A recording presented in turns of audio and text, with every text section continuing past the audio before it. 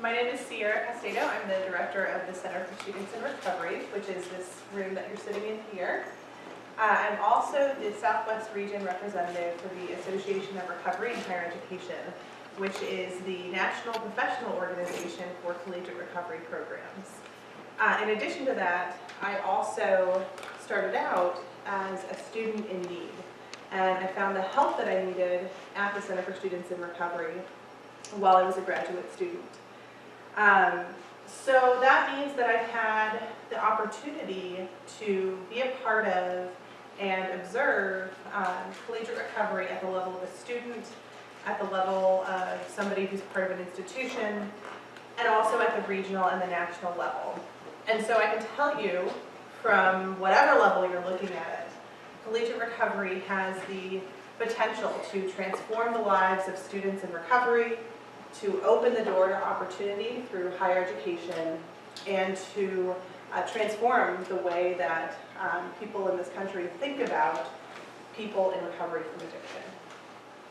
So we talk a lot about social ecological models, about the ecosystem of wellness and of even things like interpersonal violence. We talk about ecological models in a lot of different public health initiatives. And we know that for public health interventions to be successful, they have to address and take into account the multiple layers of ecological context that surround a problem and that also feed into the solution to that problem. So, for example, with addiction, we know it's this confluence of different factors ranging from the interpersonal, so something like my personal genetic predisposition, for example, to the community level, resources that exist or don't exist right here in my community, as well as assets that can maybe help me, all the way up to the societal. So that's stuff like policies that help or hinder people in recovery from addiction or people seeking recovery from addiction.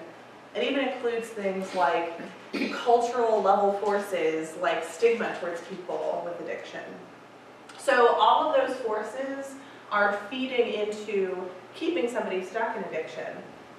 But all of those forces can also be harnessed to help somebody find recovery and stay in recovery. And so why do I talk about this? Because one of those nexus points where we see that confluence of those different levels come together is on a place like a college campus. College campuses are really nexuses, or nexi? Didn't think about that, plural of that word. They are this source of confluence. Because they have really innovative thinkers among the faculty, among the staff, among the students. And the student body is at this really pivotal point in their lives. This point that makes them at the same time really vulnerable to some of the negative aspects of this multi-layered force, but also incredibly full of promise, and full of creativity, full of opportunity, and full of the kind of tenacity and out-of-the-box thinking that can really help us find unique solutions. College campuses are also where you see a lot of innovative best practices being developed, being implemented, and from there being disseminated further. We also have the great fortune to capture the hearts and minds of a lot of people in this country. People who root for our football team may be just as likely to change their opinion about the face of addiction because they heard that the place that has the football team they like also serves college students in recovery from addiction. So, really huge ripple effects. So that's all well and good, but what does that have to do with collegiate recovery? How does collegiate recovery factor into that? I want to tell you a little bit more about that, but first I want to explain what a collegiate recovery program is. There's a lot of variation, but they really boil down to 4 key ingredients. And the first one of those, kind of obvious, it's a community of students in recovery from addiction, right? You can't serve college students in recovery from addiction without them. But I do want to emphasize the word community. So we're not talking about a collection of students in a classroom. We're not talking about patients. We're not talking about individuals who come and then stick around for some structured activity and then leave. We're talking about people who know each other and know me and carry on that sense of community outside of these four walls. We are also talking about community in the sense that community and peers are of even greater importance to young people than they are to older adults. And even to children. In children's lives, their parents and their family may hold greater sway, but in the lives of young adults, typically peer forces are paramount. Research suggests that peers in a community setting have the potential to outweigh the influence of any individual pro-drinking friends. But those pro-drinking friends, pro-drinking, pro-using friends, they outweigh any individual supports that you might have. So for example, if my mom and my best friend and maybe a really supportive professor all support me in my recovery, all of that goes right out the window once one friend who's pro-drinking or pro-using invites me and exerts some influence over me. But that doesn't happen if I have a supportive community. So community is really key. And one of the ways that we foster and support that community is through recovery supportive programming, and that's our second key ingredient. And that's an area of a lot of variation among collegiate recovery programs. So some are really straightforward, peer support group meetings like Alcoholics Anonymous or Smart Recovery or Refuge Recovery. Those are kind of the regular weekly activities that happen at a collegiate recovery program. But also equally as essential are things like sober social activities, things like service work, things like outreach and engagement with the on and off campus community. Those are the things that help to build that sense of community, help to rebuild a sense of purpose, and help to show people, especially people new to recovery, that a life in recovery can be fulfilling and fun and very much worth the effort. The next key ingredient is space, dedicated space. And space is at a premium on college campuses, generally speaking. A lot of collegiate recovery programs struggle with this piece, but it is absolutely critical and absolutely worth the effort. And I want you to think about a community that you belong to and that you find to be very important and influential in your life. Maybe that's a faith community, maybe that is a yoga community, whatever that is for you. Where do you build that community? Is it during a church service? Is it during the yoga class? Is it during your chemistry class? No, it's before and after, maybe even off premises. So if a student can come an hour before a meeting and sit around and study and hang out with other people who are doing the same thing, that's where that community is built. And afterwards, they can chit-chat and make plans to go out and do something else outside of these four walls. That's where community is built. But there has to be a space for that to happen inside of. The last key ingredient is dedicated staff. So collegiate recovery programs, college students in recovery in general, they're a transient population. We want them to graduate and move on. It's a little bit difficult to maintain a community when the goal of that community is to get them through a program and get them out the door, right? And sometimes that may take years. Sometimes we have students who earn multiple degrees at this university, and we get to see them for a really long time. But sometimes we engage with a student in their final semester of college, and we get them for just a few short weeks before they move on.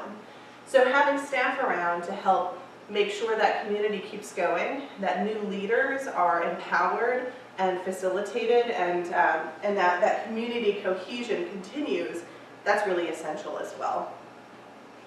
So those are the four key ingredients. Now I want to walk you through quickly some of the ways in which those key ingredients and some of the variations and variables that differ between different collegiate recovery programs, how those touch the different levels of the ecological model. And I'm not going to go through every single one of these. These slides will be available, so you can check that out. But at the intrapersonal and interpersonal level, so within me and between me and my friends and my community, my immediate peer group community, we've got things like sober fun and service work, rebuilding that sense of purpose and giving me that buy-in. Then at the organizational and community level, we have things like normalizing recovery on campus, normalizing recovery in the community, and helping to be of service to the greater community. For example, maybe that involves going and speaking at a high school with a panel of college students in recovery, or speaking at a treatment center to help the people who are there receiving services see a higher vision for themselves as people who can go back to school and who can pursue that same opportunity. We also see things like recovery housing. That's another area of variation between collegiate recovery programs. Some have them, some don't, but they are definitely a valuable asset if you're able to have them. And then we get up to the societal level. So we're talking about things like changing the way that people see a person in recovery, changing what that picture in their mind looks like, or at least adding more variation to it, rather than one possibly discriminatory stereotype. It also helps to normalize recovery in greater society, but it also does things like demand action, demand policies that help rather than hinder people's progression in their recovery. So I want to talk a little bit about the growth of collegiate recovery over the years. It was actually a really slow growth that has since absolutely rocketed in the last few years. The very first program came about in 1977 at Brown University, and it was followed by just a slow trickle of programs being established after that. We were actually the 5th program in existence in 2004, so that's quite a big time gap. When I got involved with CSR in 2012, there were 29 other programs nationally. And today, there are 184. So that's a lot of growth in just the last 6 years.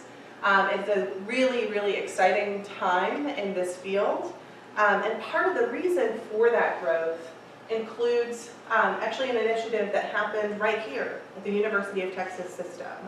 The UT system, starting in 2012, expanded to all of the other academic campuses in the system. And we were the first system to do that, touching hundreds of thousands of students.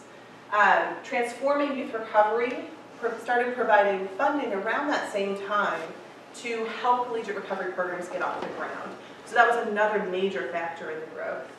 But one of the biggest factors, and I really just want to highlight this, is the national recovery movement.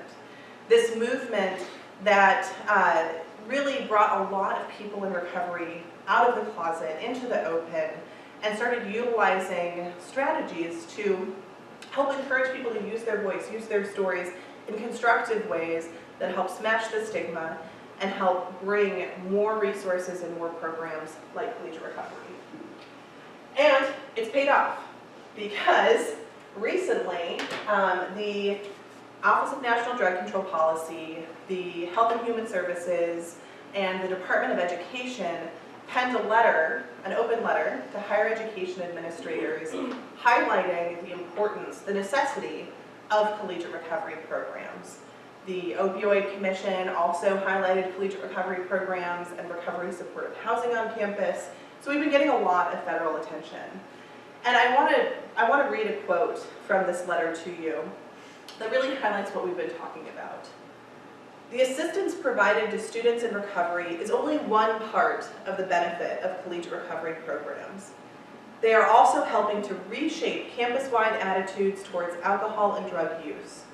Through a range of alcohol and drug-free events open to all students, including parties, movie nights, and football game tailgates, CRPs can make a positive contribution to campus life and help to transform the culture surrounding substance use. So, yeah, we're making waves way beyond just this room, way beyond the individual students that we serve, but those students are what inspires that trickle up through the various layers of the ecological model. So thank you for letting me share with you about collegiate recovery programs. I want to leave you with my contact info, also contact info and more information about the Association of Recovery in Higher Ed, as well as invite you to join us at the national conference.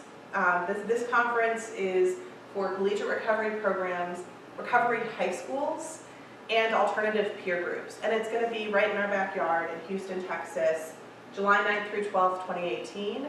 And you can check out more info at this website as well. So thanks so much.